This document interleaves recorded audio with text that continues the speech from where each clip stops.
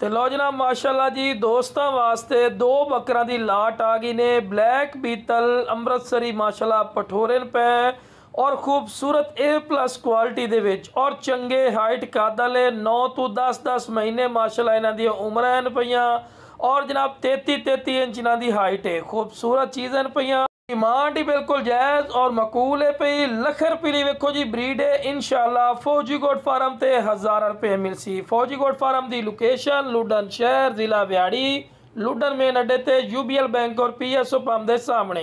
इतने मेरा सोना भाई आके भी बकरे ले जा सकते ने। बाकी कार्गो की गल की जाए तो आल पाकिस्तान माशाल्लाह जी कार्गो की सहूलत भी है पई। बाकी मेरा भरा डिमांड करनो जो बकरे मंडी चले जाओ या रेवड़े को चले जाओ तो एडे हाइट काद वाले बकरे मेरा भरा 90 हज़ार लाख रुपया एक बकरे का मांग लेते। लेकिन भरा अपना रेट नहीं होना बिल्कुल जायज़ और मकूल रेट हो सी। तो लो भरा दूसरे नंबर वाला बकरा आ गए ने।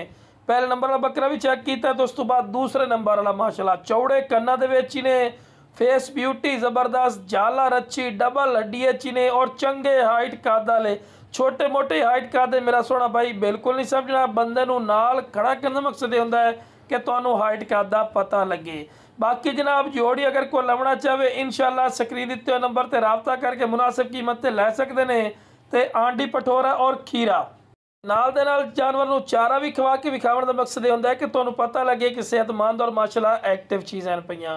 वेखो जी लख रुपये की ब्रीड है इंशाल्लाह 1000 रुपये मिलसी। बाकी जनाब जेड़ा वीरा पहले कॉल कर सी इंशाल्लाह दी कॉल दी इज्जत और रिस्पेक्ट हो सी और बिल्कुल जायज़ और मकूल राइट ते मिल जासी। ओके जनाब अस्सलाम वालेकुम।